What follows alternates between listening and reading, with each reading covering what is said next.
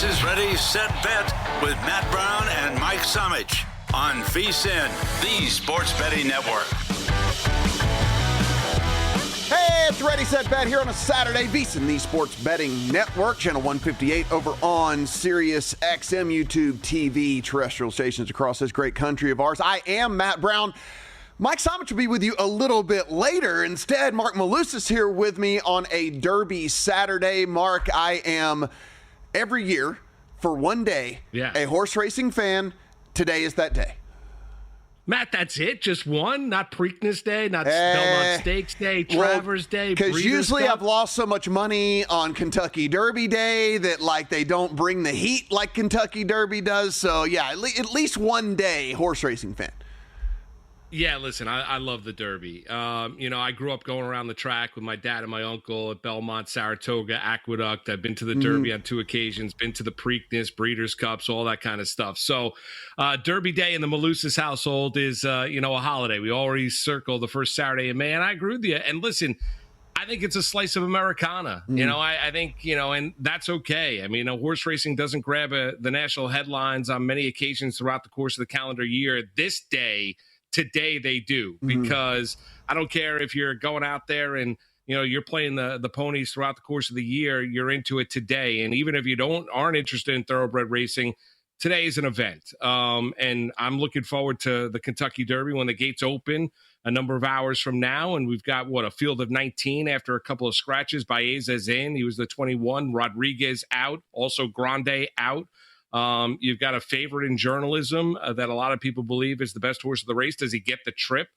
Sovereignty is one of intrigue for me, for Bill Mott and Junior Alvarado. But I love Derby Day. I really do. And Churchill, unfortunately, has gotten hit with a ton of rain over the last 12, 18 hours. So you've got a sloppy track, a soft turf course. There's nothing worse than the racetrack when it's raining. On a normal day, Derby Day, you can deal with it. Yeah, I'm sitting here, and it's like, one of those events where, sure, Super Bowl Sunday, everyone gets together, football fan or not, doesn't matter. That day means something to everybody. Really, kind of only Kentucky Derby is the other thing. I mean, in golf, Masters is 4 days long. If you go to the NBA championship, you go to Major League Baseball, again, unless it goes to Game 7, that's really not one of the things where everybody in the sports world is tuning in.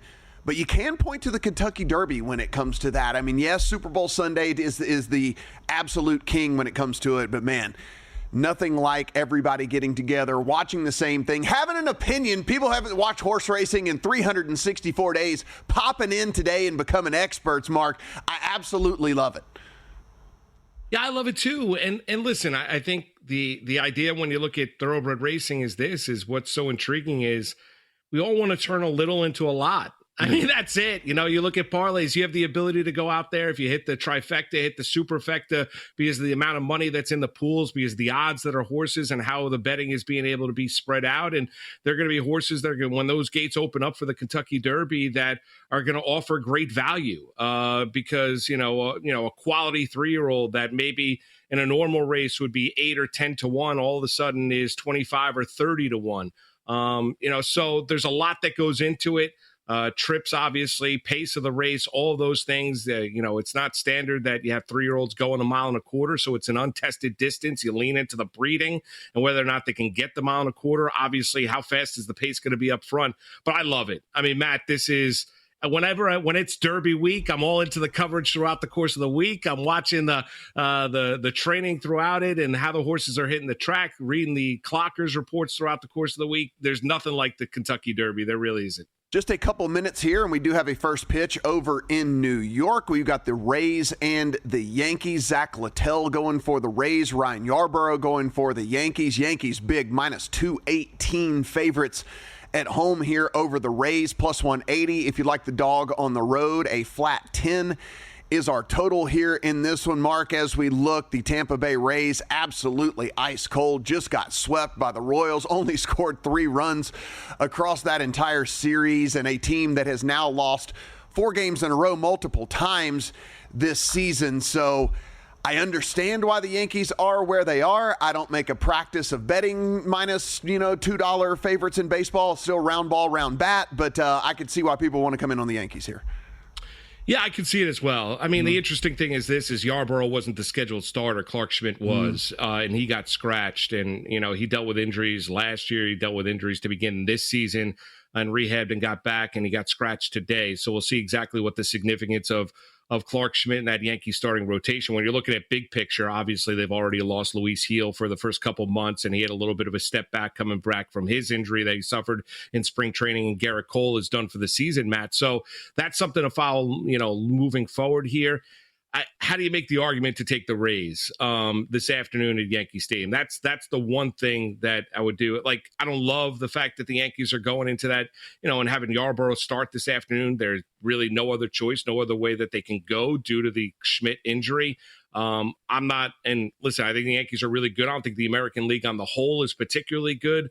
I just don't understand how you can make an argument. I understand it's a long baseball season of taking Tampa, especially with the way that this Yankee lineup, even if you don't love the way the pitching is set up this afternoon, you look at the way that Judge is hitting. Goldschmidt had a big home run last night. Jazz Chisholm obviously went to the IL yesterday. Not a significant loss when you look at that lineup. He started hot and then has really cooled off as of late. But that Yankee lineup has obviously been all about number 99. The argument is take the Yankees, but they're a heavy favorite at minus 215. We have a Game 7 over in the NBA. We're sitting here. I mean, it is a lot for a sports day, guys. If you're out there and you're a sports fan, you had that tea time today, you might have to cancel it. There's a lot of things going on over in the sports world. It's one of those things like you made the tea time in advance. You're like, oh, man, and you didn't realize it was Derby Day, and then you didn't realize everything else that was going to be going down. The Clippers and the Nuggets. This will be coming to you about 7:30 Eastern, 4:30 Pacific. As we sit right now, Mark, about 1.5. You can find a 2 out there if you're looking to play the Clippers. And it is 207.5 after getting down to about 205.5. So we're starting to come back the other way. We know these Game 7 unders, everybody likes to bet those. I think now people realize maybe the total adjusted a little bit too much, so a little bit of over money coming in now as we look at this thing. But, hey, we got us a Game 7. Yeah, listen, it's great. It's interesting. Like, we've got a couple, right? I mean, we've got one on the hockey persuasion when you're looking at Colorado and Dallas, and then you've got one with Denver and obviously the Los Angeles Clippers. And Matt, I don't know who you liked, before this series started. I was all over the Los Angeles Clippers, and I'm going to kind of lean into them tonight as well. Getting the 1.5 on the road in Denver. They had that gut-wrenching loss 2 games ago. Gordon with the game winner right at the buzzer on, the shot by Jokic right at the buzzer or near the buzzer, the fadeaway 3 off 1 foot, and it ended up being the Gordon dunk, and they reviewed it, ended up being good. That was a gut-wrenching loss for the Clippers as they rallied in the fourth quarter. I think the key for LA tonight in Denver is what version of James Harden are you going to get? You look at game 6 in Los Angeles. Now, listen, it was in LA. He scored 19 points in the second quarter, and it was the aggressive James Harden. It was the good James Harden. But we've seen it over the course of his career, especially in these Game 7s, where and a lot of the time with the Houston Rockets is that he has disappeared and has not really come through. I think if you like the Clippers in a Game 7 on the road, which I do, I think there's a correlation. They're going to need Harden to put together a pretty good performance tonight as well on the road in Denver. I love Game 7s. There's nothing better in sports than Game 7s, especially when you look at these NBA playoffs, Matt. They've been fantastic. You've got a lot of heat. You've gotten some fisticuffs. You've gotten some pushing and shoving. This is what Adam Silver needed, in these NBA playoffs, where not everyone's getting along. Not everything's hunky-dory. People obviously, guys are getting, and you saw it in the Knicks and Pistons series. You saw it in Milwaukee and Indiana. You've seen it. It's kind of like a little old school basketball, and you've seen it at times with the Denver Nuggets and the Los Angeles Clippers. I like the Clippers tonight, but I think it's a game, obviously. Denver, if you like them, I can understand it. They're home. They got the best player on the court in Jokic. Even with the coaching change, I could understand why you'd like Denver. I'm going to ride with the Clippers, though, tonight. Well, you said another Game 7. We do have one on the ice, Avs and Stars. That's going about a half an hour after the Clippers and Nuggets get going. You're going to need multiple TVs today, folks, or you got to head to a sports book, sports bar, whatever it might be. You can't be sitting there with just one screen. This one tied up at 3 games apiece. Yeah, and listen, I think Colorado's answered the call. I think, they've had the emotional return of Gabriel Landeskog in this series when you're looking at Colorado being out for 3 years, their captain, dealing with that knee injury. And Maybe you thought that was going to push them forward. Dallas, I don't think a lot of people, Matt, gave them a chance in this series dealing with the injuries, especially with one of their top defensemen coming into it. Give the Stars credit. They've been really good, and they're home tonight for a Game 7. I think Colorado's the more talented team. But I think anytime you get in the Stanley Cup playoffs, I think there's 3 keys. And you hear it from coaches, you hear it from analysts, you hear it from it all, right? So it's pretty simple. It's the penalty kill, power play, and obviously goaltending. Who do you favor tonight when you're looking at the netminders between the Stars and the Colorado Avalanche? I don't think there's any doubt when you're looking at the lines. Colorado's a more talented team. Doesn't necessarily mean that they win tonight. They answered the call in Game 6 to get into a Game 7. I do like Colorado tonight, but the Dallas Stars are home. Guys, we got a Game 7. The Blues force a Game 7 versus the Jets. The Rockets force a Game 7 versus the Warriors. All kinds of Game 7s here in sports. Feeling really good about that. We had a huge upset in boxing last night. Ryan Garcia, a minus 1,000 favorite there, lost. A unanimous decision to Rolando Romero. That was crazy. Riley Green became the first Major League Baseball player in history to hit 2 home runs in the 9th inning of a game. This is sports, people. How do you not like sports? I cannot imagine. Okay, it is the Kentucky Derby. You got to go over. We have a guide up over on VSiN.com. VSiN.com/subscribe. Become a VSiN Pro subscriber. With that, you get the free Kentucky Derby guide in which we go in and not only break down the field for you, but give you sample bets, explain the different types of bets, give you a full understanding of what you were walking into today with the Kentucky Derby. It is priceless, I tell you. Go in, VSiN.com/subscribe today. Get this Kentucky Derby guy. You got the hours. You can digest all of this before the run for the Roses. When we come back, Munaf Manji here on Ready, Set, Bet.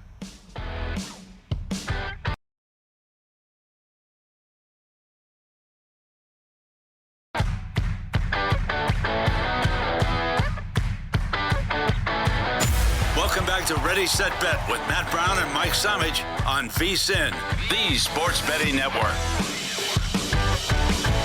It is Ready, Set, Bet here on VSiN. Matt Brown sitting in today for Mike Summich, who actually will be in studio here in about an hour to give us all of his thoughts. Marc Malusis. And we're sitting here. Yes, I do have the phone out because I'm firing on the random horse races that are going on before the Kentucky Derby. Because here's the deal. If I'm a winner before the Derby starts, then I don't have to worry about how much money I'm going to lose in the Derby. So we're at race 6, I guess, here. Churchill Downs, 9 minutes to post. So I've got to go in and throw in some bets here. There's a 2-1. There's a 7-2. There's a 3-1. Oh, too many fast horses in this one here, Mark. I don't know where to go with this thing. There's too many fast horses. You know what? I'm going to fade. In the 6th race? I'm fading. Yes, I'm fading the 7-2. I will go the 2-1, a 12-1, a 6-1, a 3-1. There we go. That's exactly how you horse bet, guys. Everyone's wondering how this goes. Yes, exactly. And boom, bet is in. Nailed it. Okay. And away you go. Yeah, there we go. Now joining us here on the program, thanks to the progressive guest line, Munaf Manji. You have heard him here on the network, Sports Betting Analyst over at pregame.com. Munaf, we were kind of joking off air here. You know, I don't claim to be a horse racing expert. Everyone loves Today, though, and I asked you who you like, and you go, you know what, I'll just listen to somebody else, and that's who I'm going to bet. That's exactly how it goes, right? And it's either that or you pick the horse with the most unique or exciting name, like Rose. I think race 6. There's a horse named California Burrito. I might just go with that for that race. But yeah, look, it's an exciting weekend, right? We got Game 7s going on across hockey and basketball, and got Kentucky Derby going on. So, who says sports is dead when it's the month of May? I agree with you 100%. So let's get to Game 7 that we have going today. As we sit right now, and I say as we sit right now, of course, this is on the move, at least at a couple of different shops. We've gotten up to 2 at 2 national places out there. 1.5, the prevailing line, Munaf, in favor of Denver at home. 207 flat to 207.5 our total here. See a couple of books that have just ticked up to the 207.5, so a little bit of over money coming in here at least a little bit early. Let's start there because you've heard, everyone's heard, Game 7 unders. That's what we all say as sports bettors. They're going to play a little tighter. They're going to go in. They're going to slow it down. They don't want to be going crazy in this thing. Do you buy into the Game 7 under thing? Yeah, I do. Historically, I like, we've mentioned that it's a big trend, right? And the numbers back it up. So I'll throw some at you guys. So since 2019, I'll start with the Denver side, right? They've been in 4 Game 7 since the 2019 playoffs. They're a perfect 4-0 towards the under. And in those 4 games, they're only averaging 179.5 points per game, which is absolutely wild to me. And there's only 1 game of those 4 games that Denver has played in since the 2019 season that's been in the Game 7 that scored more than 190 points. So I think you mentioned, right, when you get to a Game 7, maybe it's a little bit more physical, that the refs don't want to get too involved, let the players, figure out the result and let them play. But again, if there are blatant fouls and big foul calls, yes, they'll make those calls. But I feel like they swallow their whistles a little bit when it does get to a Game 7. And every possession matters. They'll slow down the pace, turnovers, things like that. So I do think that this game in particular between the Clippers and the Denver Nuggets will go under the total here in Game 7. I know the last 2 games have gotten over the total, guys, but when we talk about Game 7, I think it's going to be a very, very tightly contested contest. I think it gets down to the wire, but I do think that it gets under. Maybe the first team to 100 points, I think, wins Game 7 here. Munaf, anything from a player prop perspective that you like tonight in Game 7 between these 2 teams? Yeah, I think, when you look at Game 7s, obviously you're going to expect your starters to be out there 45 plus minutes, right? And I think the big cliche one, or the big square one, if you want to call it that, is Jokic, right? Because he's been an absolute monster, not only for the duration of his career, but during this past regular season and in the playoffs there as well. So I think if you're liking unders, you want to maybe look at a rebounding prop in that there's, tightly contested jump shots or, missed baskets that's leading to more rebounding opportunities. So Jokic right now sitting at 12.5 rebounds, currently over on DraftKings, a little bit juiced towards the over at -130. That's one I do like. And I would expect Kawhi Leonard to have a big game. He's been playing absolutely fantastic. He's healthy down the stretch in the regular season. That translated for him into the NBA playoffs here. So if you want to look at a maybe steals and blocks prop, something unique for a guy like Kawhi Leonard, because we know he's one of the better, if not the best, two-way players when healthy in the association, I would look at that. And also, if you want to look at his points prop, I couldn't talk you off of that. Right now, that number is currently sitting at, 24.5 for Kawhi Leonard. So I would expect him and James Harden to be out there 40-plus minutes at minimum here tonight, guys. Munaf, I want to give people both sides of this game. So I want to ask you a question here where I understand this might not be your official position, but let's say the Clippers have a very good game. And is that dependent on any specific player going off here, or are you not so much worried about that? I think we can all kind of agree that if Denver wins this game, or if Denver wins this game at margin, Jokic is going to have a big game. I think we can kind of get there. But, is there a path to victory in which Kawhi actually doesn't put up the stats, or Harden, who has been, revived here the last 6 weeks of the season? How does that work for the Clippers? Yeah, so obviously your two guys are James Harden and Kawhi Leonard. And I think this is where where I like to talk about the Boston Celtics, because they have that depth, right? Let's say one guy doesn't have a great game. You have 3 to 4 other guys that can step up and score, 15, 20 points per night for you.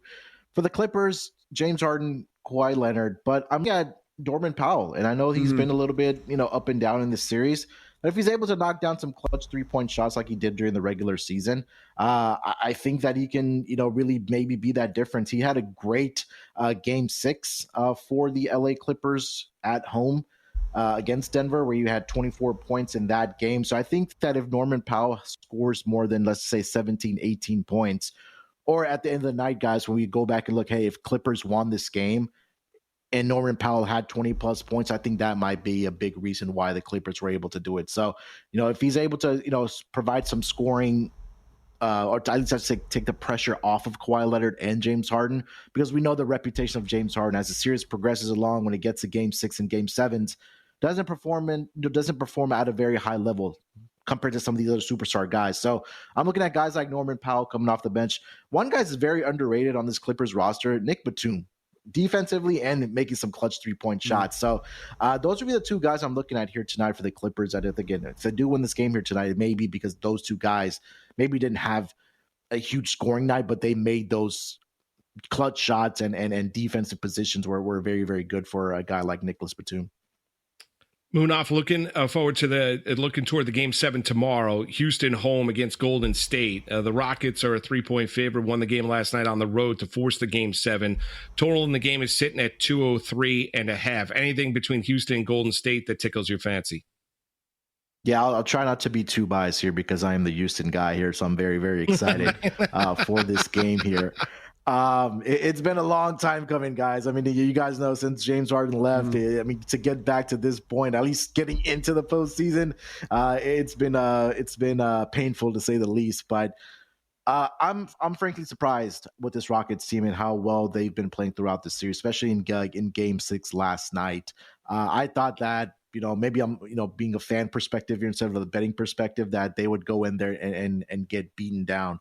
But Fred VanVleet was the guy that stepped up last night, and he has that championship pedigree when he was with Toronto. But at least for Game 7, this would be another game that I look at the under in this game. The Rockets have been just playing absolutely fantastic defense, not only in the regular season, that's translated into the playoffs for them as well. But it's in particular that fourth quarter where they've really stepped up. And I think, Coach Ime Udoka has done a fantastic job with his young core and this young roster of the Houston Rockets. And yes, you have Steph Curry, you have Jimmy Butler on the other side of things, but I think it speaks volumes where the Rockets are a 3-point favorite in this game at home. And I think that's telling what the books think about this Rockets team. So from a betting perspective, I would lay the 3 with the Rockets. Personally, what I'm going to do as a fan, bet on the Warriors money line. If the Rockets win, hey, we're going round 2. If the Rockets lose, maybe I made a little bit of money with the Warriors on the money line. I love it. At least you went out there and you told everybody, hey, guys, you know what? I might be a little bit biased in this one, but I actually do think that this is the way this thing's going to play out. We only got, Munaf, we only got about 30 seconds here, but is there any lean here, Pacers and Cavs, Knicks and Celtics? I would look at the Cavs in Game 1. I mean, they've just been absolutely dominated, not only during the regular season, of course, but, being the number 1 seed, and we saw them absolutely just roll through the Miami Heat. Yes, Indiana Pacers are a better team, but I think the difference in this series between the Pacers and the Cavs is going to be Jared Allen, Evan Mobley inside the paint, because the Pacers really don't have that. On the other side, again, depending on health for the Boston Celtics, I know they've been dealing with some injuries there. I just sometimes think that depth is just too much with those 5 guys that they have. So it would be Celtics in Game 1 in the series, and then I do like Cleveland in Game 1 and also for the series. He is Munaf Manji. You can find his great work over at pregame.com. And Munaf, just so you know, California Burrito did make the account. It is definitely getting bet here in this race. It's coming up in a few minutes. Had to get California Burrito in there for sure. Do appreciate the time, and good luck today. Thanks, guys. Y'all have a great day. When we come back, let's get into a little bit more of the Kentucky Derby.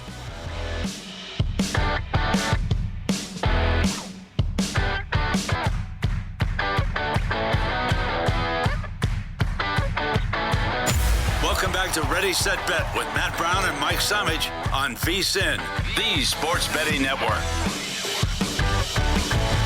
Ready, Set, Bet here on a Derby Saturday. Matt Brown, Marc Malusis coming to you. I'm sitting here in the world's largest sports book right out here behind me, in which will no doubt be rocking and rolling. We are hours and hours and hours away from the Derby, and we already got lines forming out here, people getting ready for all of this. I'm sure upstairs at the pool, people will be going nuts. It's about 80 degrees here today, Mark, so I think people will be out in their Speedos and whatnot upstairs, and they'll be ready to rock and roll for the Derby as well. Right, walking around the pool in a Speedo and firing on races at Churchill Downs. Nothing better than that on a Saturday in Vegas, I'll tell you that. I agree 100%. We do have a Major League Baseball game that is underway, Tampa Bay Rays and the New York Yankees, and that guy that hits the ball very well and hits it very far did it in the first inning. Yes, Aaron Judge goes deep for the Yankees. They take an early 1-0 lead. Mark, he is hitting .434 on the season with a .524 OBP. So, yes, people, every other time he steps in the batter's box, he gets on base. I mean, what can you say about this guy at this point? A first inning home run there for Aaron Judge. Yeah, I mean, he's the best player in baseball, but, growing up in kind of the tri-state area, and I'm on the East Coast, you're out west, Matt, but growing up in this area, you used to hear stories about, Joe DiMaggio and Mickey Mantle from, your parents, grandparents, and all that. And that's what we're watching here. Like, there have been great players, Bonds with the Giants, Griffey Jr. with the Seattle Mariners, and the Cincinnati Reds. And we've seen, all-time greats, immortals. Judge to do it in this lineup where he's not surrounded by stars, with Soto leaving in free agency. And I do think that decision put it a little extra giddy up in his step this year. But to hit for the power that he does and to have the average, and we're sitting here in early May, and he's well north of 400. Look at his on-base percentage. Look at his OPS. I mean, it is historically great what Judge is doing so far this season. And as long as he stays healthy, listen, I don't think he's hitting 400 this year, Matt, but he makes a difficult sport look very, very easy. And I don't understand why pitchers pitch to him. I really don't, because there's not a lot in that lineup other than Aaron Judge. Yeah, I mean, I agree with you. I don't think he's going to hit 400, but I think his OBP could be well into the mid 400s, if not approach, because like you said, there's going to be a point where you make this, damned if you do, damned if you don't situation. You're either going to throw to him and he's probably going to hit it out of the park, or you have to pitch around him. He's going to walk, because he'll take walks as well. And so I think his OBP could be reaching a number where we start talking about historic levels with that as well, because you just can't, you can't throw to him. He's going to hit it out of the yard. And then he's a guy that doesn't swing at bad pitches too. I mean, just unreal what Aaron Judge is doing so far. We'll keep you updated there on that one. Just said Clippers and Denver. Just talked to Munaf Manji from pregame. That is sitting 1.5. There is a 2 at Fanatics if you are looking to take 2 points with the Clippers. So you can find the flat 2 out there if you shop around 207.5 the total there. In that one, it is Kentucky Derby Saturday. Marc Malusis, you said you have been to a couple Kentucky Derbies. You have been to some other Triple Crown races. You grew up around all of this. A day like today has got to be pretty great for you. Yeah, it's awesome, and I love the race. I love playing the ponies. I do, and the big days in thoroughbred racing. And there's no bigger day in thoroughbred racing in this country than today and Derby Day, because the amount of money that's going to be in the pools. I wish it was not wet weather out in Churchill Downs and a sloppy track and an off-turf course or a soft turf course, but that's exactly what we've got. Mother Nature hasn't helped out the cause, but it's still a beautiful day. And I think you've got it. It's not a full field of 20 with a couple of scratches. Baeza's in. Obviously, we know that Grande is out. Rodriguez is out in this race. Rodriguez being out could affect the pace up front to an extent. But I would expect Baeza to be forwardly placed. I would expect Baffert's entry, lone entry now, Citizen Bowl breaking from the rail to move forward. I don't know if we're going to go 22 and 44 for the first quarter and the first half mile, but I think there'll be enough pace up front to have the closers and the guys and the horses running mid-pack to be able to make a run going into the stretch. The intriguing thing is to keep an eye on as you're watching the races unfold today on the dirt courses to see how the track is playing. Is speed favoring? Is speed holding up? Is it difficult to close on the track? Like, those are all the things that you need to keep an eye on, which could help you handicap the Kentucky Derby coming up later on this afternoon into the evening. For those of us on the VSiN Watch app or YouTube TV, you did see the field up there, and you saw a couple of lines through some names, 2 scratches. Rodriguez and Grande both scratched in this one, so we will have a 19-horse field. Of course, those guys, most of the time when you're betting into horse racing, this is going to be pari-mutuel. So these are your morning lines right here, subject to change. So just know that is not how this could be whenever this thing actually takes off here in several hours. But Mike Rapoli, the very outspoken owner of Grande, we were very confused with all the clean diagnostics and improvement all week, why they rushed to judgment to scratch today. Of course, this was a couple of days ago. We were also shocked and confused why this decision was made now. We were given no real explanation why Grande was scratched 36 hours before the race. And Mark, he went on to say several different times that he has the best doctors, he has the best this, he has the best that. And all of them said that Grande was good to go, but then they come in and say 36 hours beforehand that he is not good to go. So at least a little bit, a tiny bit of controversy here as we head into the 151st running. Right, it's a little controversy. I mean, listen, Rapoli already won a race on Friday. Fierceness, a 4-year-old, won a stakes race on Friday in Oaks Day, right? And I'm sure he wanted Grande, inexperienced, really, really talented, to go postward later on this afternoon. But it's in the best interest of the horse. Like, and listen, I think Mike Rapoli's great for thoroughbred racing, right? And clearly he's great for St. John's basketball, right? And Rick Pitino, what they've been able to do, right? So you look at Mike Rapoli, and he invests a lot in the sport of thoroughbred racing, and he's had a lot of big time horses in his stable. I understand his frustration. I get it. The last thing you want to see is a horse break down during the Kentucky Derby. The last thing you want to do, I don't think there's any kind of conspiracy theory to keep him out of the race. I think it's a matter of making sure that everybody that when those gates open, each and every one of those 19 equine athletes are completely 100% healthy. If there are any issues whatsoever, I have no issue with the vet going out there and saying we're not comfortable with him running regardless of what Rapoli's doctors and vets are saying, because I think it's in the best interest of the horse. And I think at some point in time, if you're the owner, as Mike Rapoli is, it's great to be outspoken in times. At this point, I understand you're disappointed, but it's in the best interest of your 3-year-old. Guys, of course, we will be talking a ton about not only the scratches, but the track conditions. Also, one of the storylines here, Bob Baffert being back after his suspension. Rodriguez actually was one of his horses, and so he only has Citizen Bull left in this field. But we do welcome back here, Mark, one of the best trainers, and I guess you could say is mentioned, at least in the same breath, as kind of the greatest of all time. Yeah, he's unbelievable, especially when you judge it at Triple Crown races. I mean, the success that Bob Baffert has had, and I think the sport has missed him. The gray hair, the sunglasses, calm, cool, collected. I've been fortunate enough to interview Bob on a number of different occasions out at Belmont Park and on radio, on TV, and stuff like that. So, listen, I understand where the sport of thoroughbred racing is going. I understand where that and why that suspension happened. I do think it's too long, or it was too long. I'm glad that he's back. I'm glad that he's got a horse that's going postward. He's been uber successful when you're looking at Triple Crown races, whether it be the Derby, the Preakness, or obviously the Belmont Stakes. He's had Triple Crown winners. We've seen it before. So Baffert's one of those faces of thoroughbred racing, and it's good to have him back. Do I like his horse's chances today in Citizen Bull at 20-1 on the morning lot? Matt, I do not. I do not. I'll be surprised if he crosses the finish line first this afternoon, but I'm happy that we're going to see him even amongst the raindrops at Louisville today.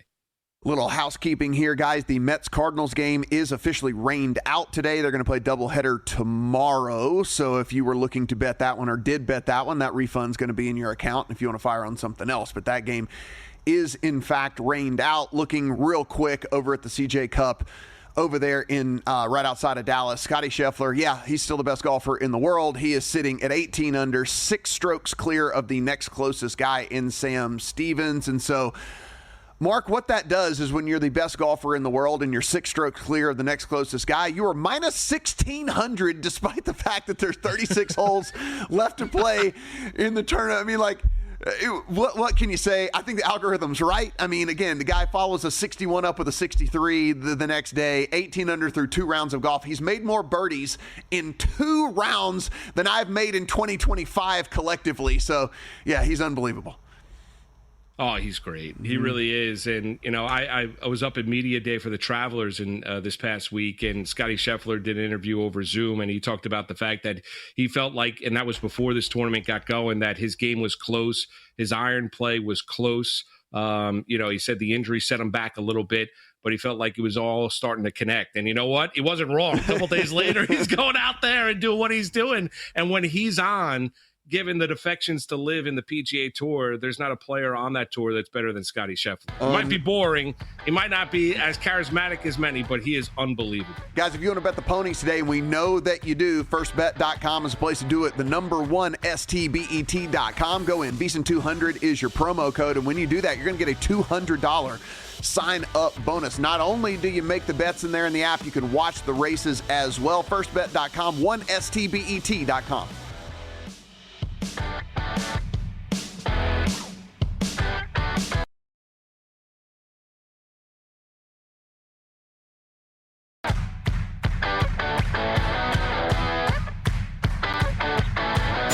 Welcome back to Ready, Set, Bet with Matt Brown and Mike Samich on VSiN, the Sports Betting Network.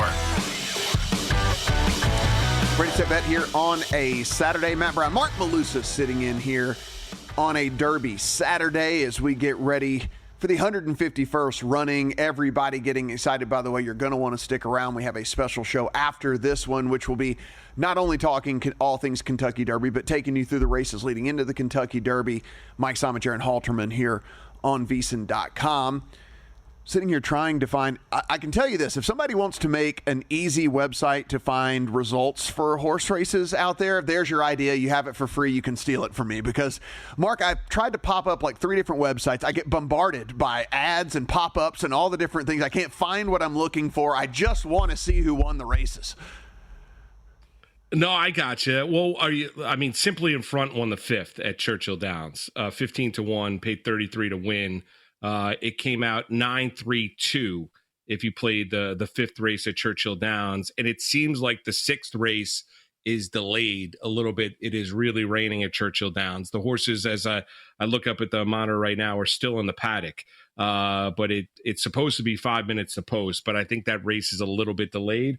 But I could run through the odds for you if you like. I know you have the one. What do you have? The 1, 3, 4, 5 in the 6th? I have 1, 3, 4, 5 in a trifecta box because, that's how you're supposed to bet these things.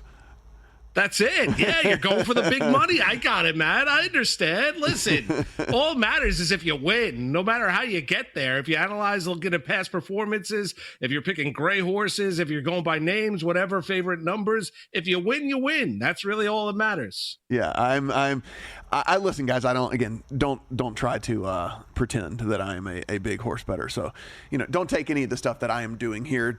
Pay attention to the experts. That's what we're going to go with that. We do have a UFC fight night going on if you guys want to get in on that. Britton Hess over at VSiN.com does like Corey Sandhagen as one of his best bets here via decision. So if you want to bet along with Britton Hess, Corey Sandhagen by decision tonight. It's going to run you about minus 150 there on that one. All right, Mark. So the draft has come and gone, and I don't know how you viewed the draft. It was I was live here on the network, and we were kind of breaking it down in real time. Now that I've had a little bit of time to digest everything, I still feel the same way. I think the most confusing pick to me in the entire draft was that of the Chargers, in which you go in and you take a running back in round 1, in which you sign Najee Harris in the offseason. Your wide receiver 1 is a 6-foot slot guy. Not saying you had to go wide receiver there, but I think that if you kind of start to break things down, if you were going offensive side of the ball, I think you probably would have gone there over a running back. So is there any big takeaway now that we've had a little time to digest the draft? Yeah, I understand your take on the Chargers, but if you look at Harbaugh, he wants to go out there and run the football. And now in Hampton and Harris, he has 2 guys that not only great receivers out of the backfield, but a little bit different as well, with Najee Harris being more of a power guy. And you look at Hampton, a guy that's got unbelievable feet, coming out of North Carolina. So I get it. Win the ball, make it as easy as you can for Justin Herbert. He likes to do the play action. You got to go out there and establish the run. Obviously, the selection of Joe Alt last year in the first round, that offensive line has been really, really good. And those are kind of the staples of a Jim Harbaugh-led team. Well, the Giants, and just like everybody else, I thought the Giants had themselves a really good draft overall. Kind of setting the tone for their franchise with Abdul Carter with the 3rd overall selection, and then coming back into the first round to go get Jackson Dart. Now the pressure's on them, Daboll, Kafka and company, to go out and develop Jackson Dart and make sure that when he is the starting quarterback for the Giants, that he is ready to be successful, and we'll see what kind of level of success Jackson Dart has in the National Football League. But they need a quarterback of the future, to go along with everybody else they have in that room right now, Matt, and Russell Wilson, and obviously Jameis Winston, Tommy DeVito, Tommy Cutlets is still hanging around as well, but he's no longer part of any sort of solution at all. And Jackson Dart's going to get an opportunity. The question is, when does that opportunity come? I like what the Titans did. They, targeted their quarterback in Cam Ward. They didn't overthink it. He's our guy. We're not going to trade out of the pick. Quarterback's the most important position. The Patriots, they fell in love, even though he's got short arms, with the tackle out of LSU, and drafted him 4th overall. And I think Pete Carroll, even though there was smoke screens all over the place, went with the guy that made the most sense. Pete Carroll wants to establish an identity for the Vegas Raiders. Let's go get a running back that we know in Genti that is, even though he's not 6'1", he's a tad under 5'10", runs with power, runs through tackles, does all those things. That's your prototypical Pete Carroll type of a pick to go along now with Geno Smith being their starting quarterback. Yeah, it is. You mentioned that quarterback room there for the New York Giants, and if you go over to DraftKings, you can actually bet on who is going to take the first snap in week 1. Russell Wilson, your overwhelming favorite at -800. Jameis Winston 6-1, Jackson Dart 16-1, and of course Tommy Cutlett's way out at 100-1. Mark, as we take a look at this, do you think it is a foregone conclusion that Russell Wilson is going to be the week 1 starter for the New York Football Giants? Unless he gets hurt. Okay. Matt, like that's really it. Like, Daboll answered the question on Thursday night after they drafted Jackson Dart, was asked by a member of the media, and he said Russell Wilson's the starting quarterback of the Giants week 1.